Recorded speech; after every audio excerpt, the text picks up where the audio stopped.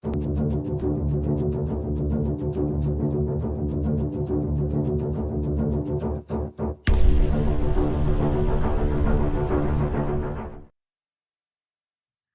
to Prepper Nation. I am John. Thank you very much for being here this morning, hitting thumbs up, hitting thumbs down, whatever, sharing the video. Thank you for supporting our channel. There's several links down below if you want to help the channel out. All the YouTube stuff is out of the way. Let's talk about pride this morning. A lot of people are talking about pride this month. I can't imagine why that would be. But I got to start with my experience Tuesday. So I'd mentioned this a little bit yesterday, and then somebody left a comment yesterday, pride before the fall, which is a biblical thing. And I just wanted to let y'all know about my experience and how it kind of changed my mindset a little bit with this whole pride movement. So Tuesday, we go to Walmart. You know how I've said in the past, there are just certain things you can't get at a Dollar General. There's certain things you can't get at a local store.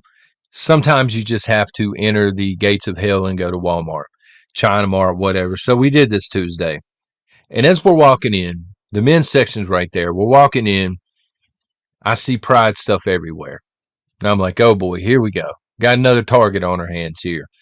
But actually what had happened was, somebody had went over. I don't know where you'd have to be in your life to do this, but somebody had went over. They had ruffled through and they'd found some pride t-shirts and they put one on the end of each clothing rack to, I guess, to make a statement or something. So when I realized this, I just shook my head and I laughed for like 10 seconds or something. And I went about my day, but I realized this whole thing is about attention.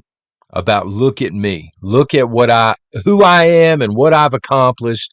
It's an attention grab. So after this video, I'm going to address it and I'm going to let y'all know where I stand on this whole movement thing, this whole month, if you will, this holiday that has been generated out of thin air in order to sell product, apparently. After this video, I'm going to offer that community, these pastel warriors, the Rainbow Mafia, nothing but pity and prayers moving forward. Okay, so I want to address this morning. I've reached the point. I got to this point a while back. If y'all remember, if you've been here for a while, I did a video on this as well, where I was talking about non-preppers. How you just grab them by the shoulder and you're shaking them and you're trying to wake people up. At some point, you just get tired of doing that. You just get burnt out on trying to wake people up, and you realize there are a lot of idiots in our society. Some people are just never going to get it. They're never going to understand the big picture stuff. And as I can remember saying in the previous video, I'm tired of trying to wake non-preppers up. I don't care anymore. You know, they're expendable to me at this point. I hate it for them. I hate that they're the lowest common denominator in terms of critical thinking, but it is what it is. At some point, spending time and wasting time on these people over and over and over, it becomes a matter of wasted resources on my part, so I'm just not going to do it anymore.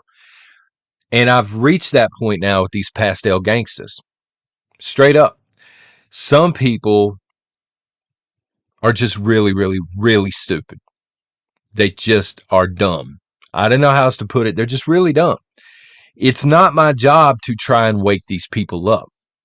You know, again, with the big picture stuff, trying to explain to these people, it's not about what you think it is. Corporate America, they're just making a buck off you. They don't care, you know. But again, it's not my job to wake these people up. If you're out there and you want to live a lie, live it. I don't really care. You know, if you want to walk around in a surgically implanted meat suit and play Halloween, I don't really care anymore. Do whatever you want to do. You're grown up. I guess you're grown up. It's just, I've got my own kids, and they are my responsibility. Teaching them right from wrong, instilling values into my own children, and making sure they understand as they become adults, so they can't be gaslit, right? That's where my resources are going to be spent. You know, you can bring up the people that are still wearing masks as chin straps. I get some people are immune compromised. But a lot of people are just wearing them on top of their head, wearing them as chin straps, trying to make a statement, but they know deep down, hey man, this whole thing is a scam, but I'm wearing a mask anyway. I'm going to show them. These people are just stupid. I mean, straight up. These are the people that honestly during the pandemic believed you wear a mask, you go into a restaurant, you sit down, you take the mask off, you eat, you're still fully protected somehow in lunacy land. You put the mask back on as you're walking out. It's just stupid. Being used as a guinea pig. This is the same crowd being used as a guinea pig during the pandemic. It's just stupid. I don't know why people signed up for this. I guess they had their reasons, whatever. Again, not my problem. If you want to live in getting back to the topic, if you want to live in a constant state of Halloween, be my guest. I really, at this point, don't care. Those folks, the Rainbow Warriors, they don't have my attention anymore. After this video, it's an attention thing, obviously. I'm not placing any more attention their way. They crave this attention. Whether it's good, oh, how brave of you. You're such a warrior, such a social warrior for standing up and, letting us know what you like to do in the bedroom. Man, how it takes courage. Whether it's bad attention, people lashing out on them on social media and, trying to one up them and stuff. The whole circus to me has grown old and it's stupid. They don't care what kind of attention is being thrown their way as long as they're getting attention, in my opinion. These people are acting out for attention. Getting into the whole Biden thing for a minute. The White House flying the flag between two American flags. Am I upset? Am I angry? No, I don't care. The man's not my president. The White House doesn't represent me anymore. I truly don't care. You can replace all three flags if you want to. It doesn't matter to me. I'm not mad. I'm not a man on a mission out to prove people wrong anymore, to stand up and fight the good fight and wake these people up. It's just a waste of time. Again, you have pity and you have prayers. And I truly mean both of those. If you're in that community and you have nothing else going on in your life, and that is the one thing that you have to pin your hat on, what I'm doing in the bedroom, I have pity for you because there's so much more to life, right? And of course, I pray for you. I got a message on Twitter the other day, 2 or 3, and it's longer than 3 days ago. And it says, and I quote, "I expect you to boycott Chick-fil-A too because they support us." This was from a hater. They had seen me, post, I guess, Christian messages or whatever. Maybe they saw where I was boycotting Target. I don't really shop there anyway.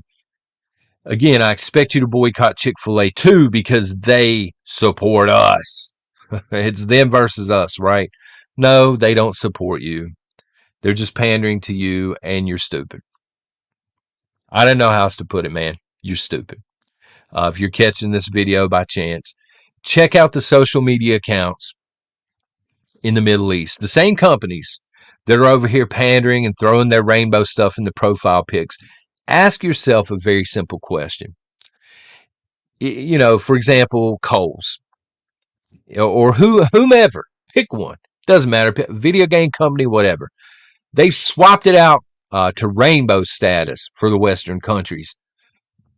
Look at their social media as it pertains to the Middle East.